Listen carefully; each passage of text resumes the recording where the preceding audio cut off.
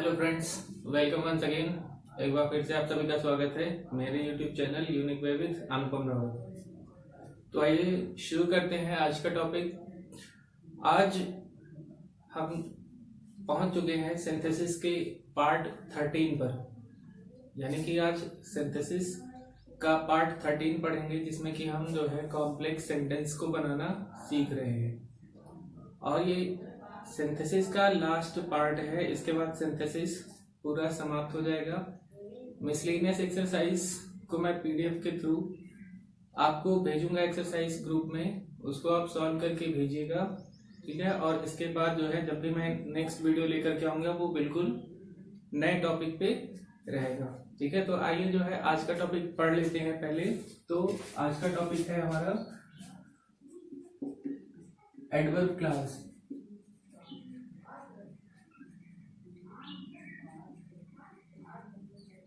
Adverb class के बारे में हम पढ़ेंगे, ठीक है। एक सिंथेसिस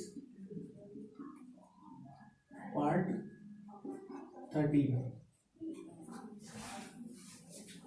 ठीक है।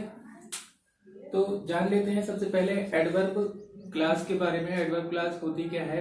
एडवर्ब आपको पता ही होगा कि एडवर्ब वे शब्द होते हैं जो वर्ब को क्वालिफाई करते हैं जनरली, और वर्ब के साथ साथ अदर पार्ट्स ऑफ स्पीच जैसे एडजेक्टिव या खुद एडवर्ब को भी वो कभी कभी क्वालिफाई करते हैं, ठीक है। एडवर्ब क्लास क्या होता है? ये शब्दों का समूह होता है, ठीक है, वर्ब को क्वालिफाई करता है।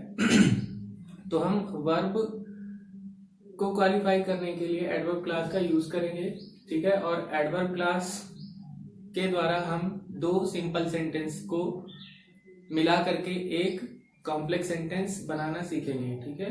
और एडवर्ब क्लास का प्रयोग हम कब करते हैं? दो सिंपल सेंटेंस को जोड़ करके कॉम्प्लेक्स बनाने के लिए, जब दिए गए दोनों वाक्यों में से निम्नलिखित भाव के बारे में पता चले, जैसे कि समय, स्थिति, शर्त, तुलना, उद्देश्य, परिणाम, विरोध या जो है कार्य करने का ढंग। ये सारी चीजें अगर पता चलेंगी तब हम जो है इनसे संबंधित किसी एक कंजंक्शंस का प्रयोग करके हम दोनों वाक्यों को जोड़ेंगे, ठीक है। आई बात समझ में? यानी जो भी वाक्य में भाव प्रकट होगा उसी भाव के अनुसार हम कोई एक कंजंक्शंस का प्रयोग करके एक सेंटेंस बनाएंगे, ठीक है। और वो कंजंक्शंस है क्या? ठीक है, अलग अलग प्रकार के कंजंक्शंस होते हैं। उसको मैंने इस वीडियो से रिलेटेड पीडीएफ में दिया है, उसको आप पूरा याद कर लीजिएगा, ठीक है। मोटे तौर पर मैं आपको बता दूं, जैसे समय प्रकट करने के लिए हम कौन कौन सा कंजंक्शंस यूज करते हैं, जैसे व्हेन, व्हाइल, अनटिल, टिल, या फिर बिफोर, आफ्टर, ठीक है, as long as soon as. ये सभी कंजंक्शंस को हम समय दर्शाने के लिए प्रकट करते हैं, ठीक है। इसके अलावा स्थान, तो स्थान से रिलेटेड आपने जो है पढ़ा ही है, वेयर, ठीक है, वेयर का यूज करेंगे, या वेयर ईवर का यूज भी कर सकते हैं जहां कहीं भी हमें जरूरत होगी, ठीक है। कारण प्रकट करना है तो कारण के लिए बिकॉज, सिंस या फिर एज का प्रयोग करते हैं, ठीक है। इस तरह से अगर हमें कंडीशन प्रकट करनी हो, कंडीशन यानी कि शर्त, ठीक है, तो उसके लिए हम इफ यूज करते हैं, अनलेस यूज करते हैं या फिर इन केस यूज करते हैं, ठीक है। अगर हमें ढंग बताना है कार्य करने का तो हम एज का यूज करेंगे या सो फॉर एज का यूज करते हैं, ठीक है। तो इसी तरह से तमाम तरह की जो है कंजंक्शंस की एक लिस्ट मैंने बनाई है, ठीक है, टेबल के थ्रू। आप उसको जरूर पूरा जो है नोट्स में उतार लीजिएगा और उसको याद भी करिएगा, ठीक है। आइए जल्दी से हम कुछ एग्जाम्पल्स ले लेते हैं, ठीक है। एग्जाम्पल्स के थ्रू समझने की कोशिश करते हैं हम कैसे जो है चीजों को जोड़ेंगे, ठीक है। जैसे मान लीजिए कहा जाए I can not come, full stop, I am ill, ठीक है।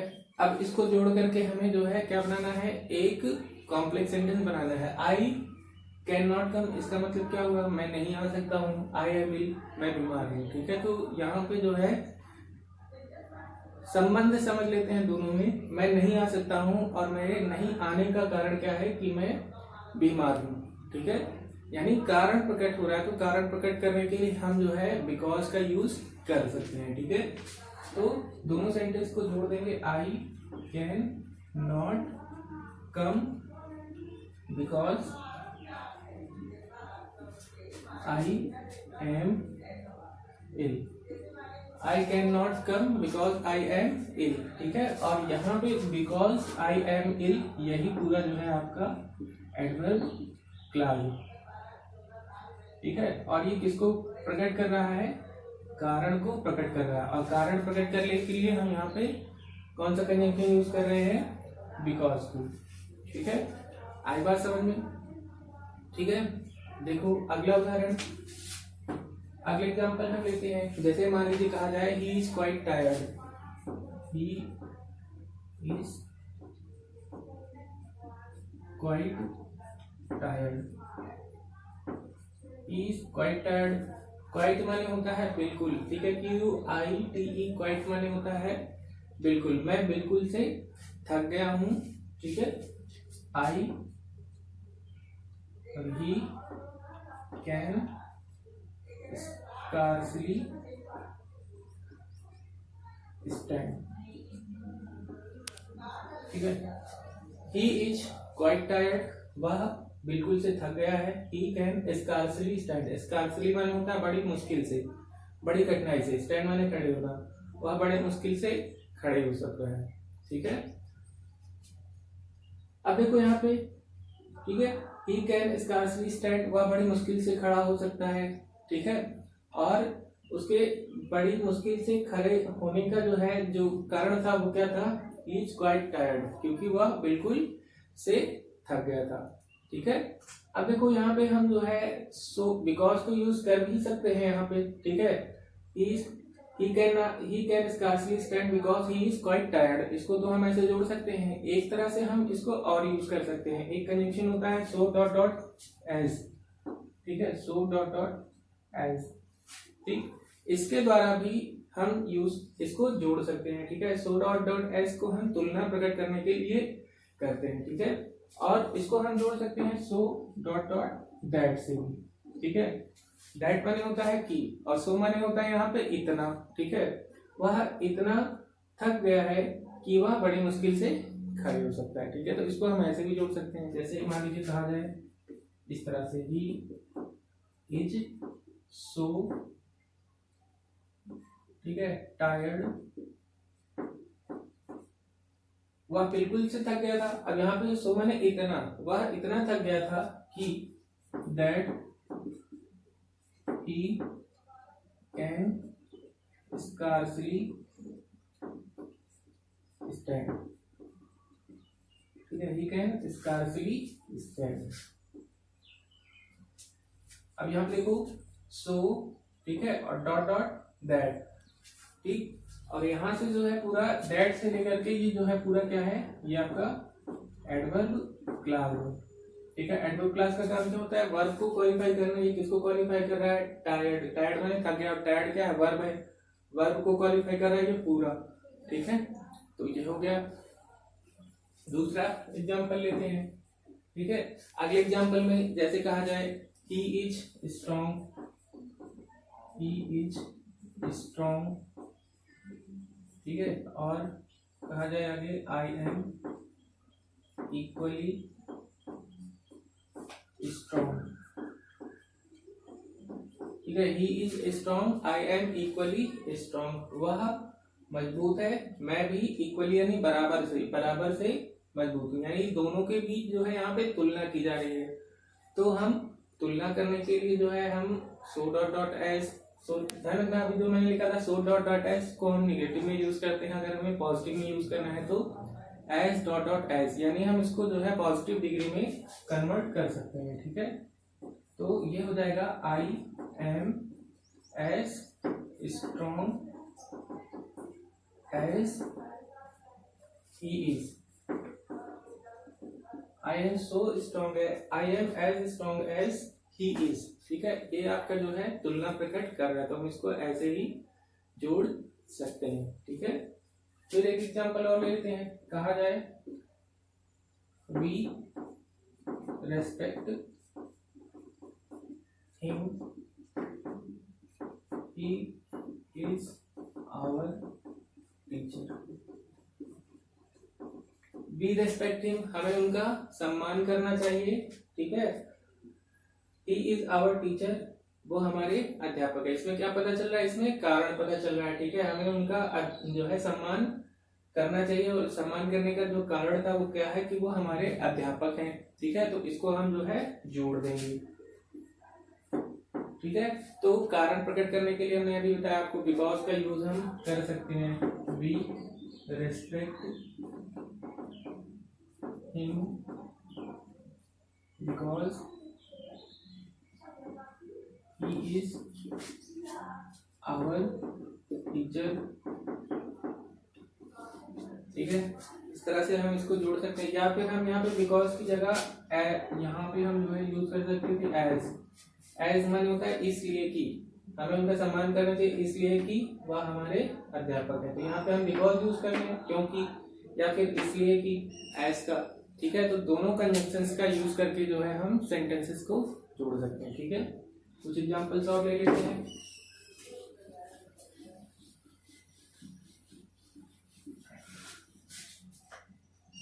देखिएगा, जैसे कहा जाए do not drink dirty water. Do not drink dirty water, you will fall ill। ठीक है, do not drink dirty water, इसका मतलब क्या हुआ, गंदा पानी मत पियो। यू विल फॉल इल, तुम बीमार पड़ जाओगे। ठीक है, तो इसमें क्या प्रकट हो रहा है, शर्त प्रकट हो रही है। ठीक है, कंडीशन। ठीक है, तुम बीमार पड़ जाओगे। ठीक है, यदि तुम गंदा पानी पियोगे तो। ठीक है, तो इसमें हम शर्त प्रकट करने के लिए इफ का यूज करते हैं। You will fall ill if you drink dirty water। ठीक है, यहाँ से if से लेकर के ये पूरा जो है आपका एडवर्ब क्लास हो जाएगा। ठीक है, या तो फिर हम इसको अथवा करके एक प्रकार से और बना सकते हैं। इसको हम कर सकते हैं, पहले ही आप एडवर्ब क्लास बना लो। if you drink dirty water,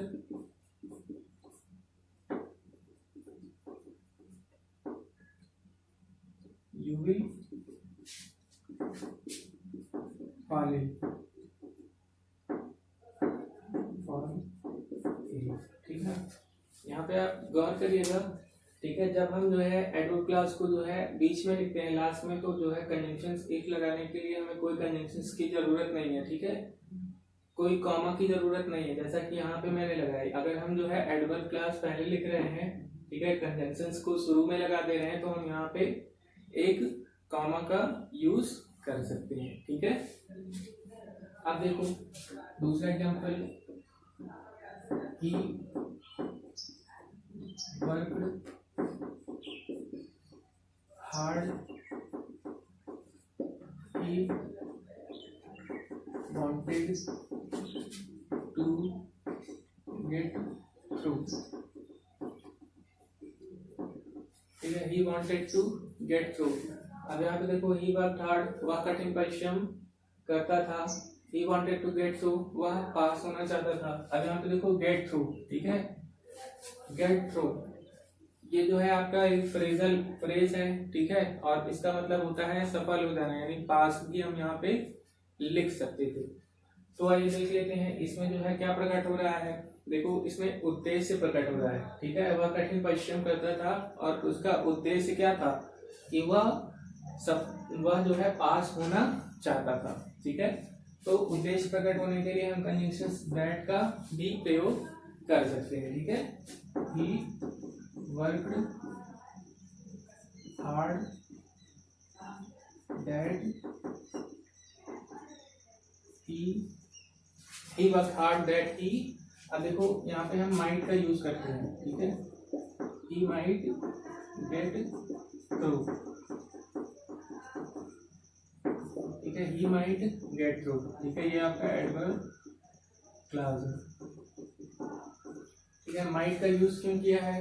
क्योंकि जो है संभावना जब जताई जाती है तो संभावना जताने के लिए हम यहाँ माइट का यूज करते हैं, और माइट का यूज जो है हम पास्ट टेंस में करते हैं। यहाँ पे देखो वर्ब क्या है, ये पास्ट टेंस है। ठीक है, और पास्ट टेंस में हम संभावना जताने के लिए माइट का। ठीक है, वह जो है कठिन परिश्रम करता था। ठीक है, और उसका उद्देश्य क्या था कि वो जो है सफल होना चाहता था। ठीक है, यानी उसको सफलता मिल जाएगी ऐसी उसकी संभावनाएं थी।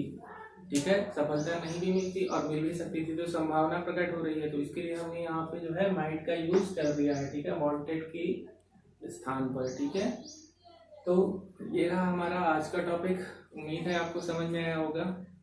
इसके बाद इससे रिलेटेड में जो है जितनी भी पीडीएफ है उसको मैं सेंड कर दूंगा। जो भी आपकी परेशानियां हैं, जो भी चीज़ें आपको नहीं समझ में आ रही हो, आप मैसेज करके मुझे बता सकते हैं। ठीक है, नेक्स्ट वीडियो में आपको मिलूंगा एकदम बिल्कुल से नए टॉपिक के साथ, तो बने रहिए मेरे साथ। मैं आपका दोस्त, अध्यापक, भाई, ठीक है, आपके लिए हमेशा तैयार हूँ। ठीक है, हर प्रकार से। ठीक है, बस आपको मेहनत करने की ज़रूरत है। तो ठीक है, आज के लिए बस इतना ही। मिलते हैं नेक्स्ट वीडियो में नए टॉपिक के साथ। तब तक के लिए बाय, टेक केयर।